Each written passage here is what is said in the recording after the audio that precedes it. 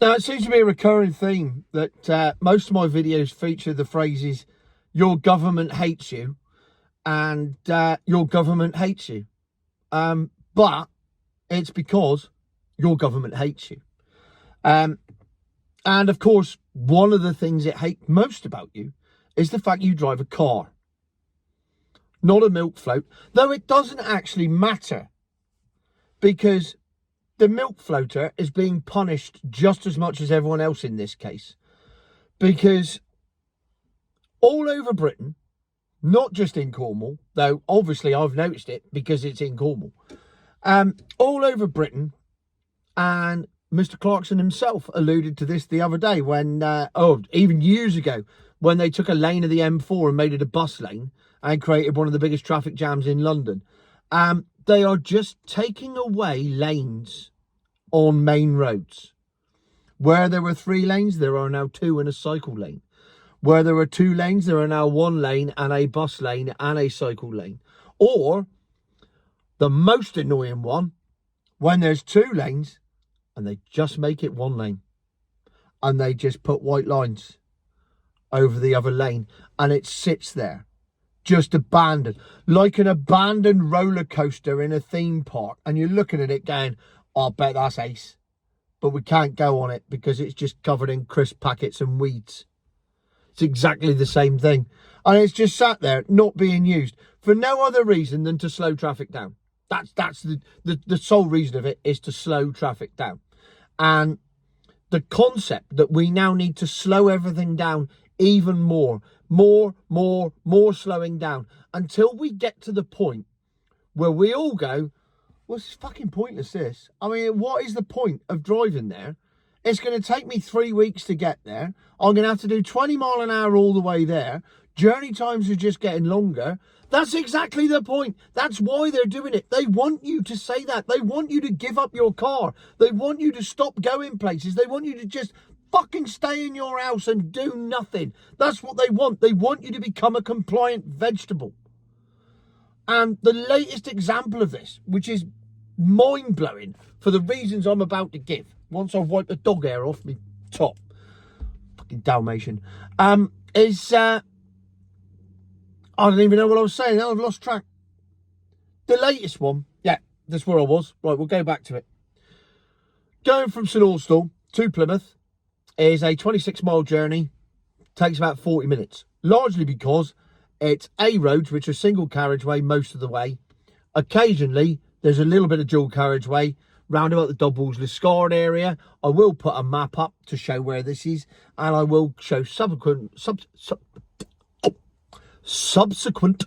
maps to show what I'm talking about, just so you get an idea of the local topography if you are not familiar with said route. There's a bit of dual carriageway between Doubles and Liscard. Bit after that, then you get to a place called Churulfoot Roundabout.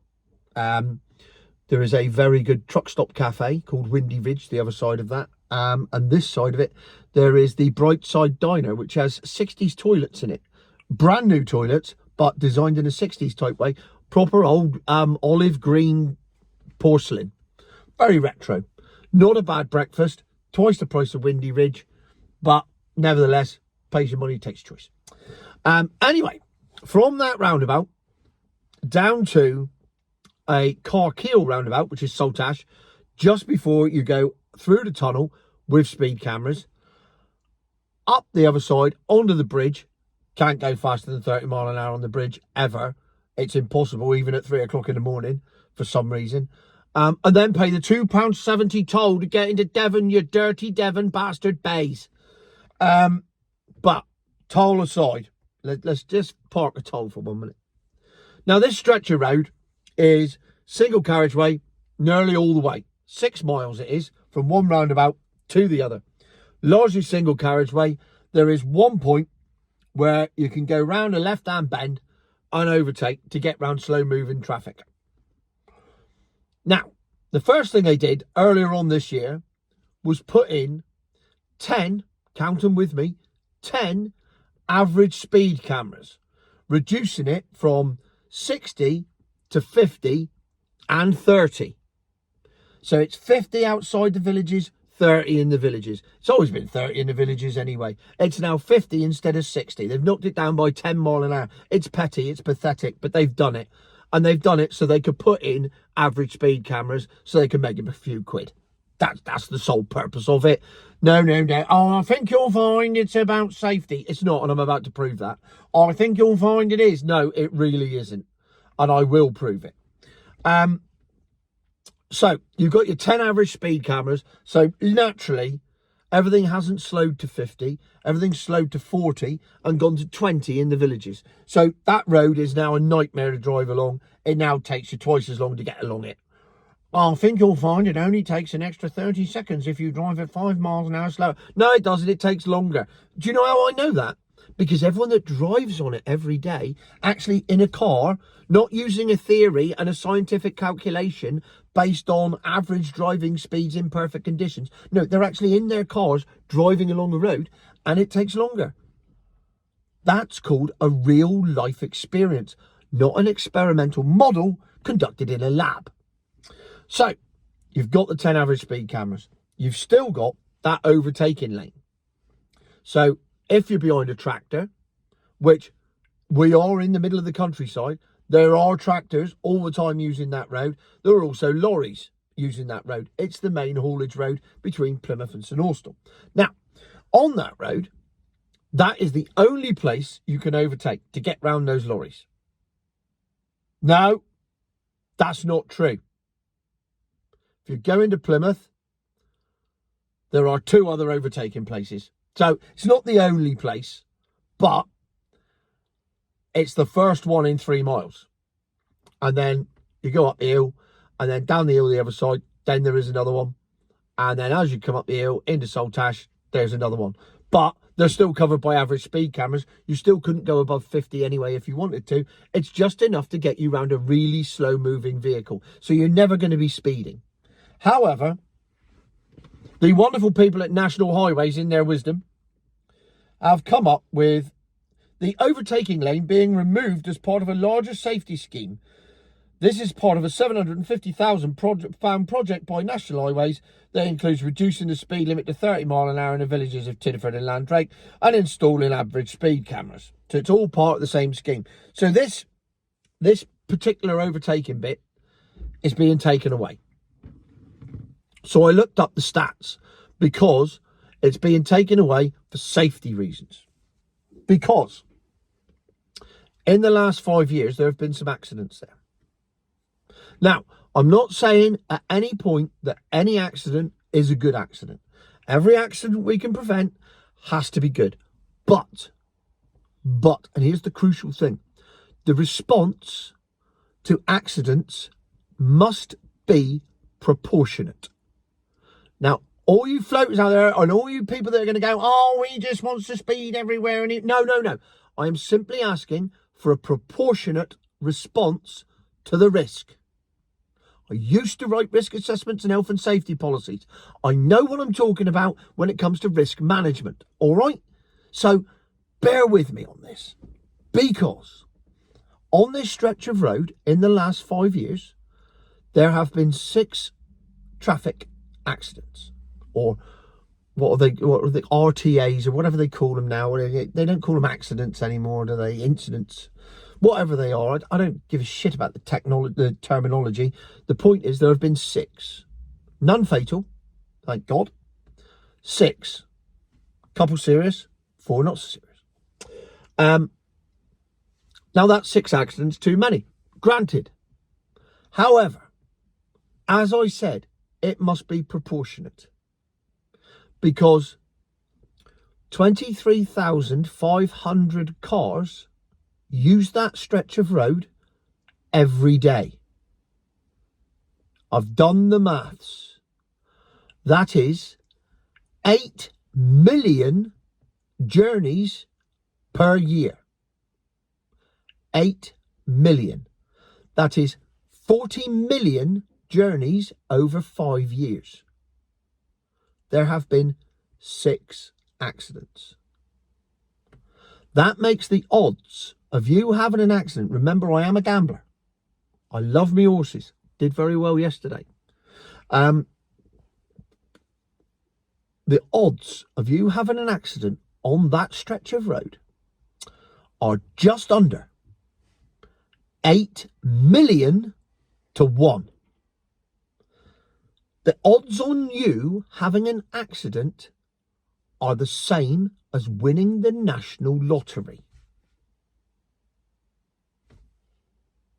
Now, you don't leave your house every day thinking, oh, fuck, I'm going to win the lottery today. I better not take any chances. I mean, it's 8 million to 1, the chances of me winning the lottery. So every day I leave the house, I think I'm going to win the lottery. The same as you don't leave the house thinking I'm going to have an accident on that road, because the chances of it happening are 8 million to 1. Now, as I said, the response has to be proportionate. They are taking away that particular overtaking space because of an 8 million to 1 chance. If there'd been 100 accidents there and it was 800,000 to 1 or even 80,000 to 1, you'd go, well, hang on a minute, that's happening a bit too often. But it's not. It's just not. However, the motorist must be punished at all costs. So they're taking it away. And it won't be long before they take the rest away as well. And that entire stretch of road just becomes 30 mile an hour. This is the main road. There's only 2 roads that go up and down Cornwall. The A30, the A39. Those 2. One does north coast, one does south coast. And then they meet up in the middle, roundabout Red Roof type area. Well, just after Truro, I suppose. That's it. They travel, as I've said, 23,500 cars a day, or vehicles a day, use that road. And despite that, 8 million journeys a year, there's only 1 accident. And that needs to be taken away from us. And this is the point of not just cars and not just the motorist, but life in general. Because there's a 1 in 8 million chance that something might happen. We need to stop it. No, that's the odds of that are so vast. That's like saying, oh, you can't have glass in your windows anymore because they might break. Yeah, would that? No, we'd have to replace them with concrete. Well, I won't be able to see out. Oh, yeah, but you'd be safer. It's the logic is just mental. But these people do it, and they do it with impunity because nobody kicks back against them. And nobody can kick back against them. They are literally above the law because they go, no, we're doing that because of this. Look, we've proved it. No, what you've proved is there's an 8 million to 1 chance of it happening. If you walked in and said, oh, I'm going to need £1 million for a project. What for? Well, it's based on an 8 million to 1 chance. Well, no, you can have it then. Well, why not? Well, because that's a waste of money. Yeah, but there's an 8 million to 1 chance of it happening. All right, if I give you £1, do I get me 8 million back if it doesn't happen? No. Oh, stick it up your arse in. It's not about safety. It's about making the motorist so inconvenienced that they no longer wish to drive their cars. That is the sole purpose that is driving the anti-driving message. And it's there. It's all there for everyone to see. And the thing is, people just don't want to see it. And that's the problem. It's not that it's not there. They just can't see it. Like, I've just done a video that went out earlier on today about carbon credits and your carbon allowance on a sandwich. And this bloke's going, oh, no, it's only voluntary at the moment. It doesn't matter. And, oh, no, I think you'll find that it's just to inform people and it's not ever going to take oh, yeah. Yeah. Like voluntary everything else that then becomes compulsory. It's how they work these days. That's how life works. Drip feed it in, drip feed it in, drip feed it in, make it compulsory. 4 weeks to flatten the curve. And we're back there again. It's just mind-blowingly obvious. And yet so many people can't see it. And I wish I couldn't see it in a way because I'd be a lot happier about life, I suppose. And I'd probably take up golf again. Just go and hit a ball around a field for a while instead of sitting here in my car ranting about it. But nevertheless, it's got to be done. The nation needs entertaining. Well, 25,000 of you need entertaining anyway. Thank you to everyone that subscribed. If you haven't, hit the like and subscribe button or whatever it is these YouTuber people say. I don't ever do that, like very rarely. But keep watching the adverts. That's the main thing, because I've got a social life to keep up. Thanks very much. Future my horse.